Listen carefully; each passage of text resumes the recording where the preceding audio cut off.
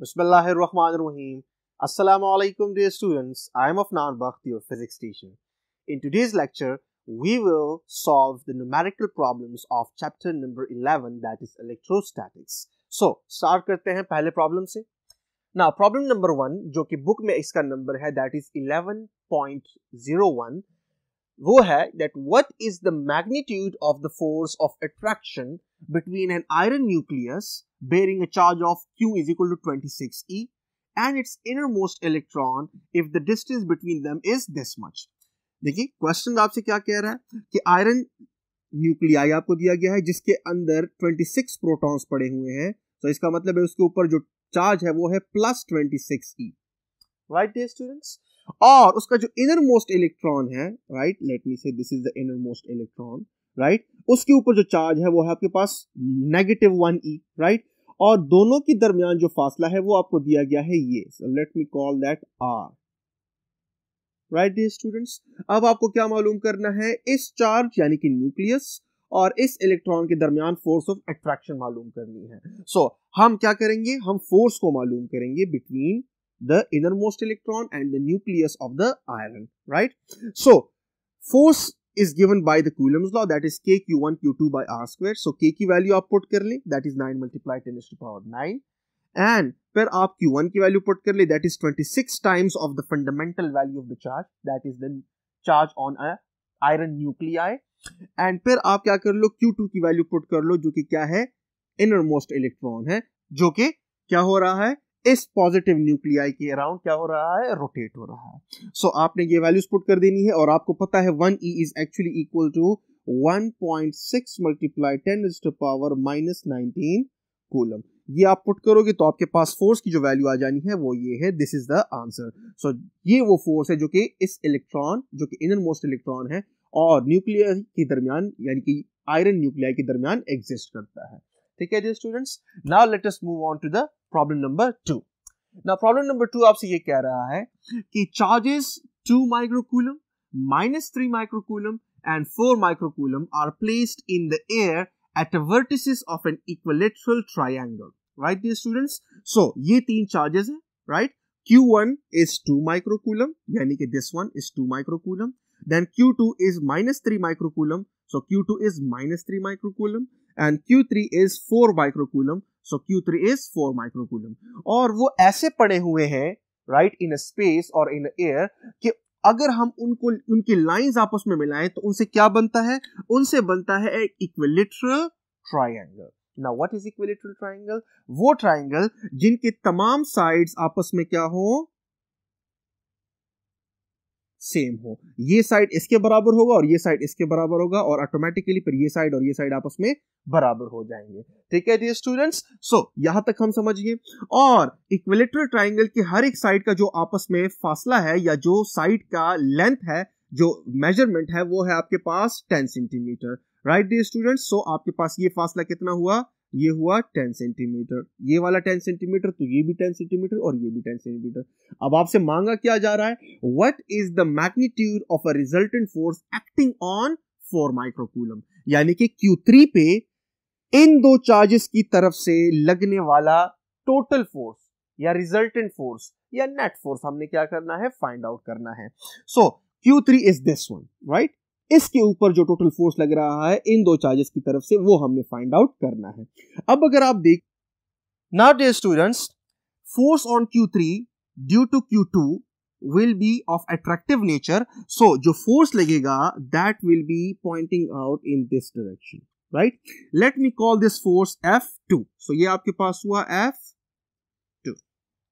ठीक है dear students, now F2 is of attractive nature, लेकिन Q3 के ऊपर Q1 की तरफ से जो फोर्स लग रहा है वो एक्चुअली रिपल्सिव नेचर का है। सो ये वाला उसके ऊपर जो फोर्स लगाएगा वो कुछ इस तरह से होगा, like this. So that let me call it F1। ठीक है डियर स्टूडेंट्स, सो Q3 के ऊपर जो दो फोर्सेस लग रहे हैं इन दोनों की तरफ से एक इस तरफ पॉइंट आउट कर रहा है और दूसरा इस तरफ पॉइंट आउट कर रहा है, राइट। नाउ F1 को मैं फाइंड आउट कर सकता हूं by this formula, that is Coulomb's law, that is K Q1 into Q3 divided by R square. Similarly, F2 के मैं find out कर सकता हूं by using the same Coulomb's law, that is K Q2 into Q3 by R square. ठीक है dear students. Now अगर आप देख लो तो R की वैल्यू आपको दी गई है, that is 10 centimetre. So R की वैल्यू आपको गिवन है, K की वैल्यू आपको पता है, Q1 की वैल्यू आपको पता है और Q2 की वैल्यू भी आपको पता है, राइट. सो Q3 की वैल्यू भी आपको क्या है, पता है, राइट. सो आपने यहां पर क्या पुट करना है, वैल्यूज पुट करनी है और आपके पास F1 की वैल्यू निकल आएगी. सिमिलरली आप F2 को भी फाइंड आउट कर सकते हो, राइट. K की वैल्यू आपको पता है, R की वैल्यू ऑलरेडी गिवन है, Q2 की वैल्यू गिवन है, right, that is this one, and Q3 की वैल्यू भी आपके पास गिवन है. सो आपने यहां पर ये फीड करना है और आपको F2 भी मिल जाएगा F1 के साथ, राइट डियर स्टूडेंट्स. अब यहां पर थोड़ा सा ज्योमेट्री को समझते हैं.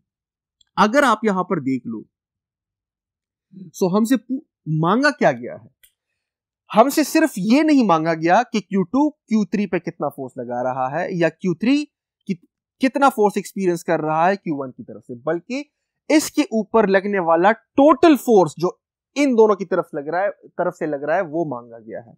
सो टोटल फोर्स को मालूम करने के लिए हमें इन दोनों का वेक्टर सम लेना पड़ेगा, राइट डियर स्टूडेंट्स. और वेक्टर सम लेने के लिए हमें इन दोनों के दरमियान एंगल पता होना चाहिए.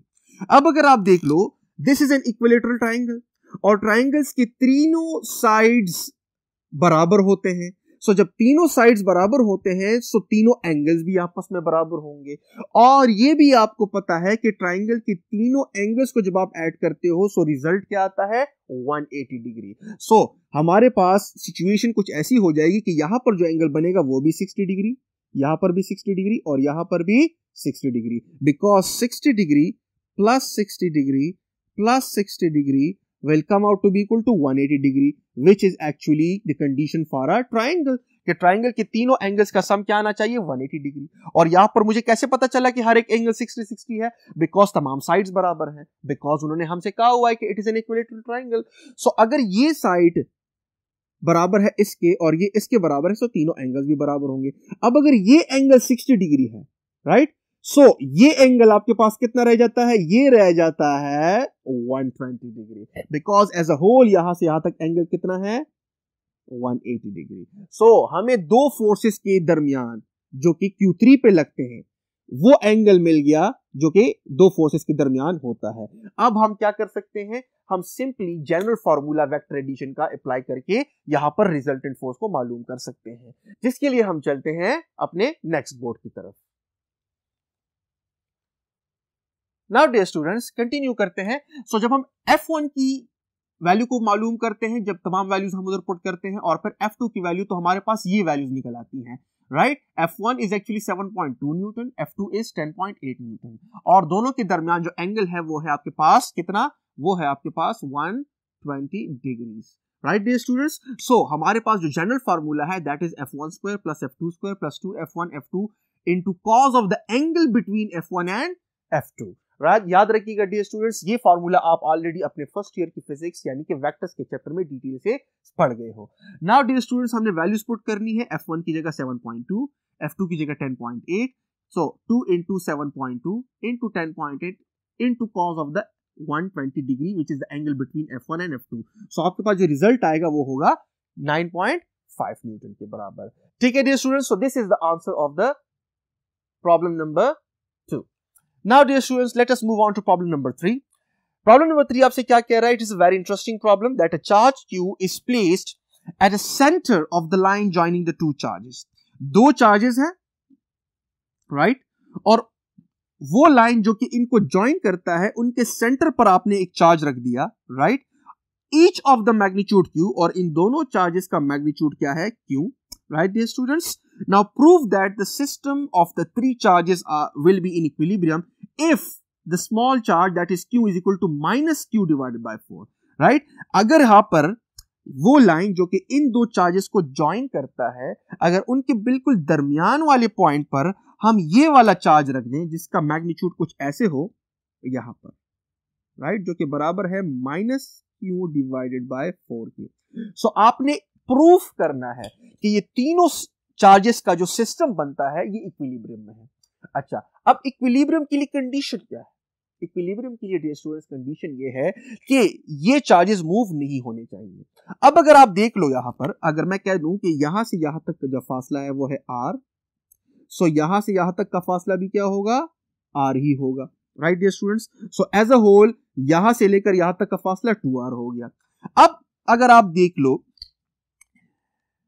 इस Q और इस Q के दरमियान जो फोर्स एग्जिस्ट करता है वो रिपल्शन का फोर्स है, बिकॉज दोनों पॉजिटिव चार्जेस हैं, राइट। सो ये वाला Q दूसरे वाले Q को क्या करेगा, रिपेल करेगा, राइट ये स्टूडेंट्स। लेकिन यहां पर दरमियान में आपने एक नेगेटिव चार्ज रखा है जो कि उस Q को दूर जाने से रोकता है और उल्टा उसे वापस आने पे कायल करता है। सो अगर तीनों चार्जेस इक्विलिब्रियम में है, राइट डियर स्टूडेंट्स, सो जिस फोर्स से Q इस वाले Q से नफरत का इजहार करता है, उसी फोर्स से ये वाला Q उसे क्या करेगा, अपनी तरफ खींचेगा भी। सो ये वाला Q जो है ये ना उस तरफ मूव कर सकेगा ना इस तरफ मूव कर सकेगा। सो इसका मतलब है कि तीनों चार्जेस का जो सिस्टम है वो आपके पास इक्विलिब्रियम में आ गया, राइट डियर स्टूडेंट्स। लेकिन इसके लिए पर लाजिम क्या है कि जो फोर्स इन दोनों के दरमियान एग्जिस्ट करता है, राइट, या लेट मी से इट वन मोर टाइम, जो रिपल्सिव फोर्स इस पॉजिटिव प्लस Q चार्ज के और इस पॉजिटिव प्लस Q चार्ज के दरमियान एग्जिस्ट करता है, वो एग्जैक्टली बराबर होगा उस फोर्स के जो कि अट्रैक्टिव इन नेचर है और जो कि एग्जिस्ट कर रहा है इस चार्ज और इस चार्ज के दरमियान, right dear students. So for equilibrium we know that the two forces must add up to 0, right dear students. अब यहां पर हमने वैल्यू पुट करनी है। लेट मी से कि F1 is the force existing between this charge and this. So it will be K small q into capital Q by R square. दरमियान में फासला R है. Similarly, फिर plus K where F2 is the force existing between Q and Q, right? जो कि repulsive nature का है. So it will be K Q into Q divided by उनके दरमियान जो distance है उसका square, और distance उनके दरमियान क्या है वो आपके पास आ गया 2R. Right dear students, because R plus R.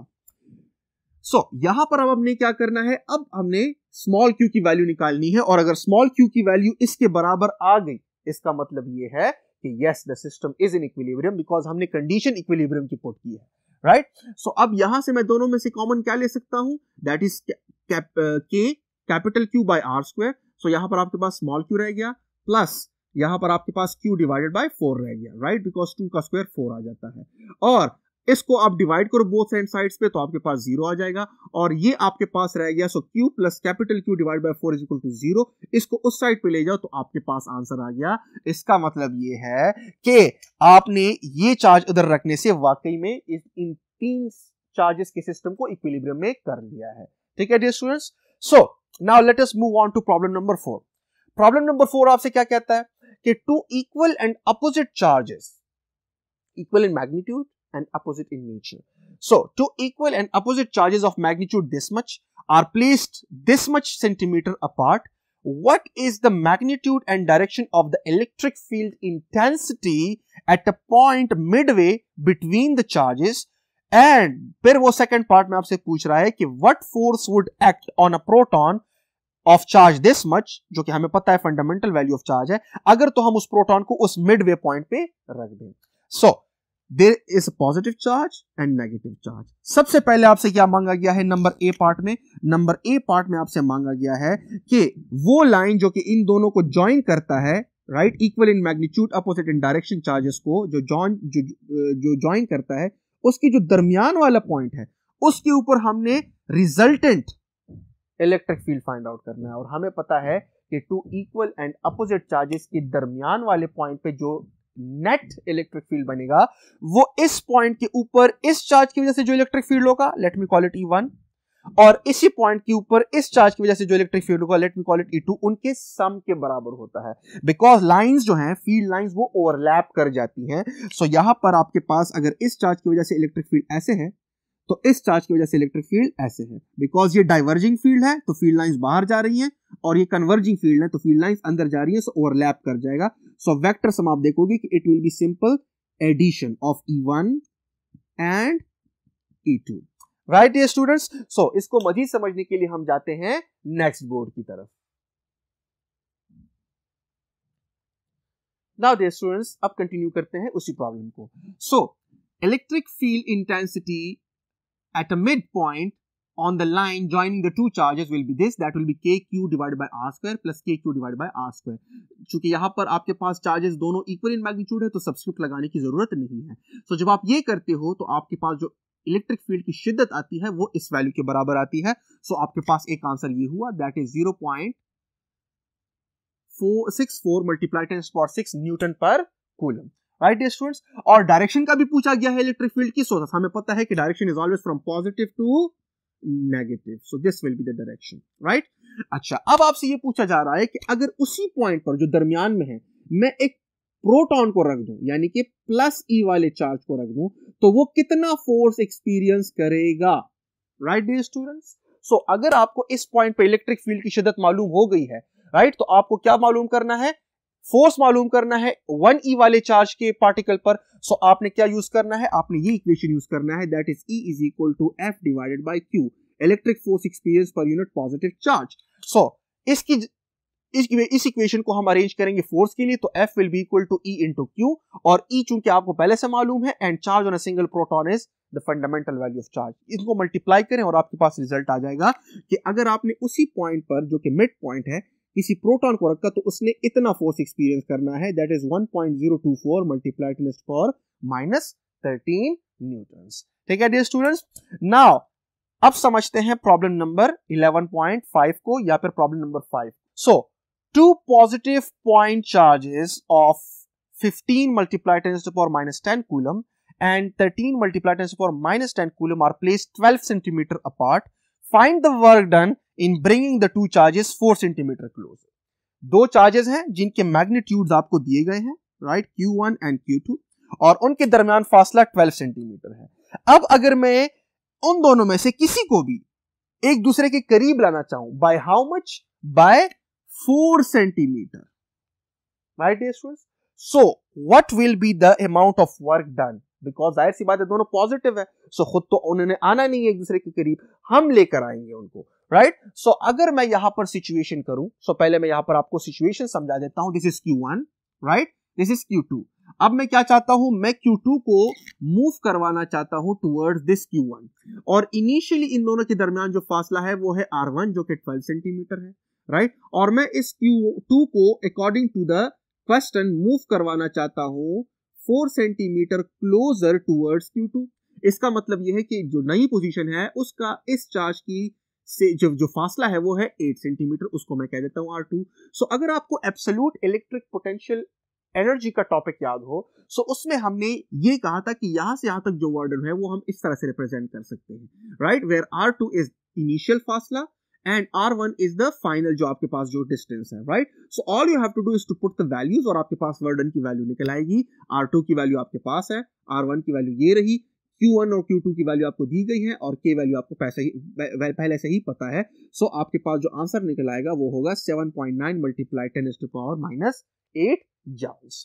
Now dear students, let us move on to problem number 6. Problem number 6 is about a hollow sphere. That is, a hollow sphere is charged to this much microcoulomb, that is 14 microcoulomb.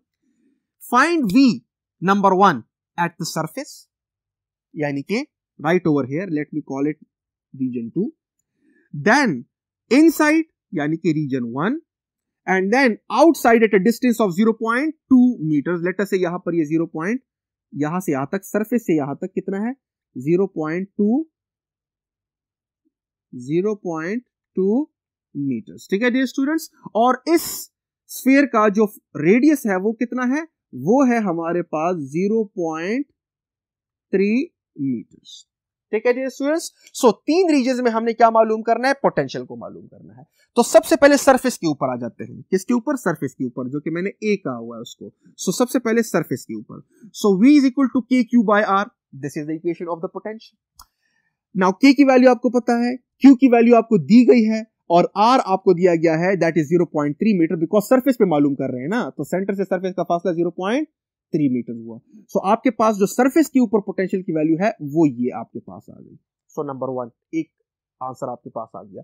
अब दूसरा number B, that is inside, कि inside क्या potential होगा. तो याद रखिएगा, चूंकि हमें पता है कि इनसाइड इलेक्ट्रिक फील्ड 0 है, लेकिन पोटेंशियल नॉन जीरो है। सो यहां पर पोटेंशियल तो जरूर है और वो पोटेंशियल एग्जैक्टली उसी के बराबर है जो कि सरफेस के ऊपर है, राइट। सो याद रखिएगा, all you have to do कि आपने लिख देना है कि इनसाइड जो पोटेंशियल की वैल्यू है किसी भी पॉइंट पर वो एग्जैक्टली बराबर है जो कि सरफेस के ऊपर पोटेंशियल की वैल्यू है। ठीक है dear students. Now dear students, अब आते हैं आखिरी पार्ट पर, दैट इज के आउटसाइड रीजन में कितना होगा, और आउटसाइड भी किस पॉइंट पर, जो कि सरफेस से 0.2 मीटर के फासले पर हो, राइट, 0.2 मीटर के फासले पर हो। तो आपने यही इक्वेशन यूज करना है। बस आपने क्या करना है कि की वैल्यू अपनी जगह पर, Q की वैल्यू अपनी जगह पर, लेकिन R की वैल्यू यहां पर अब 0.3 आपने पुट नहीं करनी, बल्कि 0.3 प्लस 0.2 यानी कि 0.5 हो जाएगा। सो आपके पास जो वैल्यू निकल आएगी पोटेंशियल की वो ये हो जाएगी। और अगर आप देख लो, सो पोटेंशियल जो है वो आउटसाइड डिक्रीज हो चुका है, बिकॉज R जो है वो ज्यादा हो चुका है। और जब आप R को ज्यादा करते हो तो पोटेंशियल में कमी आती है। देखिए यहां पर आपके पास सरफेस के ऊपर कितना है, 10⁵ वोल्ट, राइट, जबकि यहां पर 10⁴ है। इसका मतलब है कि आप जितना फासला बढ़ाते हो उतना ही पोटेंशियल में कमी आ रही है ना। आज के लेक्चर में हमने पहले 6 प्रॉब्लम्स कर लिए, बाकी के प्रॉब्लम्स हम करने वाले हैं in the coming lecture. So dear students, मिलते हैं नेक्स्ट लेक्चर में, तब तक के लिए अल्लाह हाफिज।